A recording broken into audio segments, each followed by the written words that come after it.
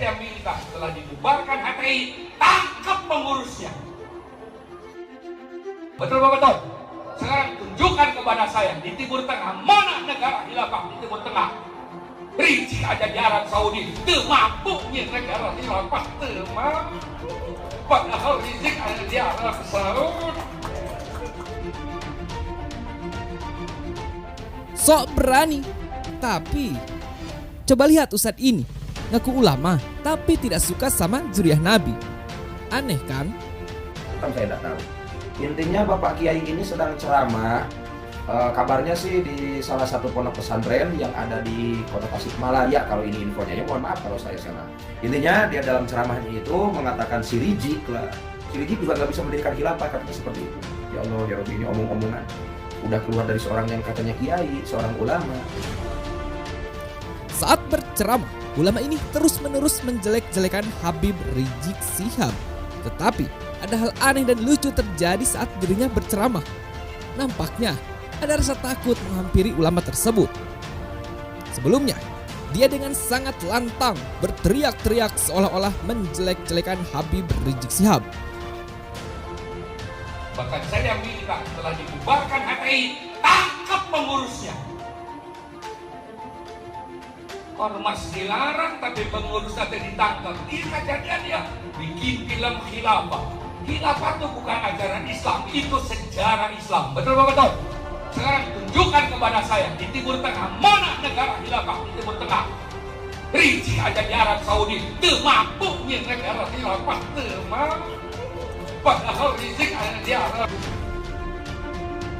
Ketemu Pak TNI, Pak Polisi, demi Allah saya saksinya, imam besar.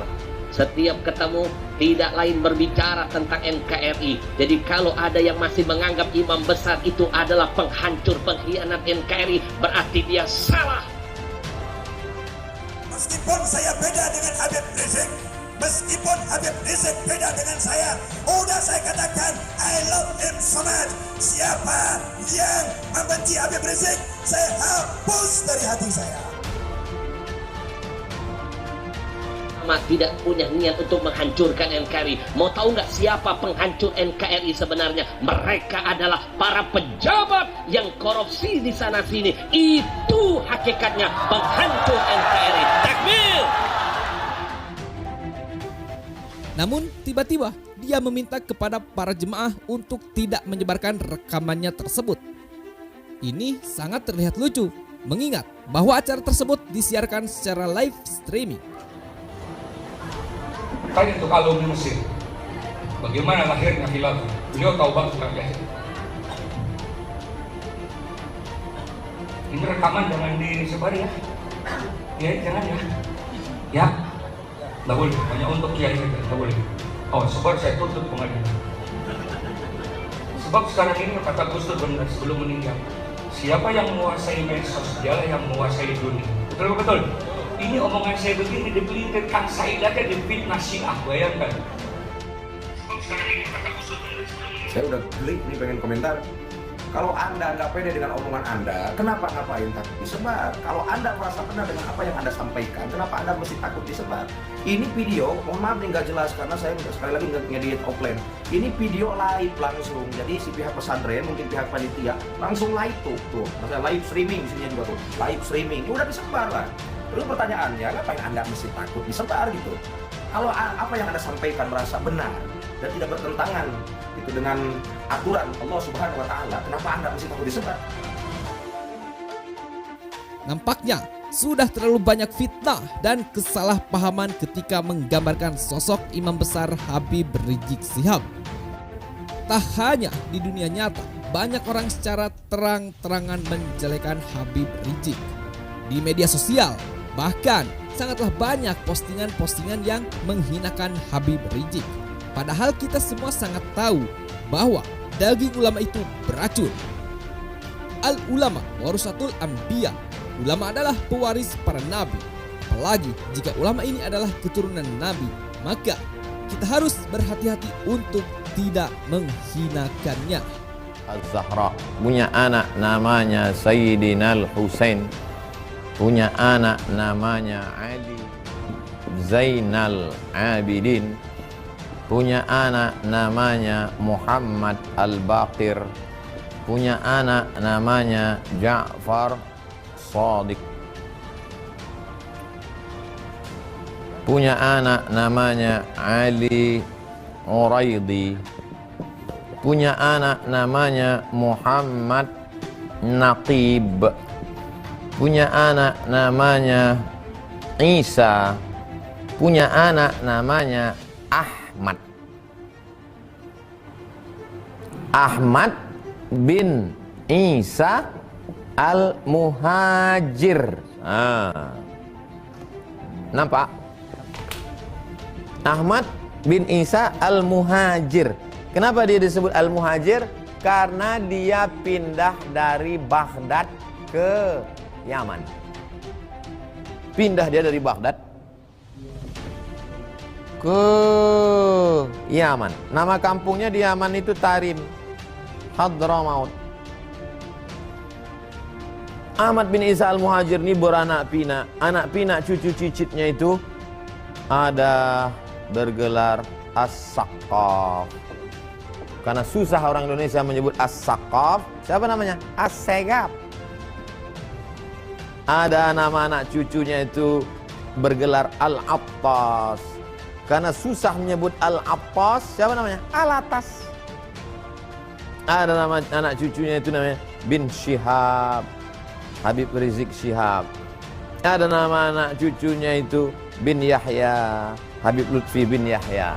Ada nama anak cucunya itu bin Smith, Habib Bahar bin Smith. Ada anak cucunya itu, berapa semuanya marga-marga ini Pak Ustadz? 70 marga.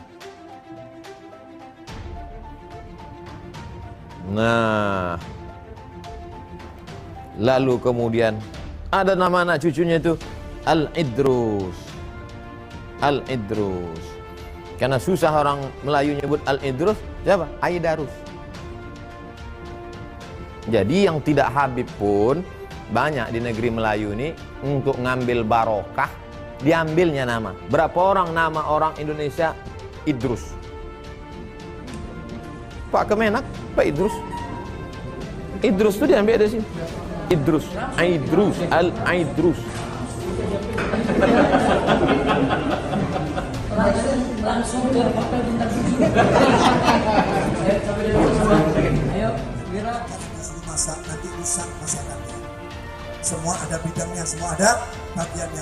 Meskipun saya beda dengan Habib Rizik, meskipun Habib Rizik beda dengan saya, udah saya katakan I love him so much. Siapa yang membenci Habib Rizik, saya hapus dari hati saya. Orang-orang banyak di sosial media menghina Habib Rizik, menghina para habaib, menghina para ulama, menghina para kiai, menghina para tokoh-tokoh Islam. Dia rubah wajahnya dengan wajah-wajah binatang. Betul? Betul? Penista agama berkeliaran di mana-mana, penista syariat dibiarkan di mana-mana. Tapi ulama yang menegakkan amanah makruf, nahi munkar di Indonesia dibilang makar, dibilang radikal, dibilang intoleran. Berarti hukum di Indonesia sudah adil atau belum? Quran kompak sudah adil atau belum? Sudah adil atau belum? Mereka para pengkhianat bangsa, penghina syariat, penghina agama, mereka dibiarkan, betul? Bahkan juga mereka dilindungi, betul? Nah, solusinya cuma satu, saudara. Solusinya cuma satu. Apa solusinya? Ikut komando ulama. Setuju? Setuju? Ikut komando ulama. Ikut komando ulama. Ikut komando ulama. Insyaallah Indonesia akan dipimpin oleh orang yang adil, orang yang jujur, orang yang amanah. Insyaallah rakyatnya sejahtera, rakyatnya makmur. Kalau sekarang sejahtera bukan buat rakyat, betul? Makmur juga bukan buat rakyat, betul? Adil juga bukan buat rakyat, betul? Sekarang saya tanya jujur, jangan ada dusta di antara kita. Sekarang sudah sejahtera belum? Sudah makmur belum? Sudah damai belum? Sudah adil belum?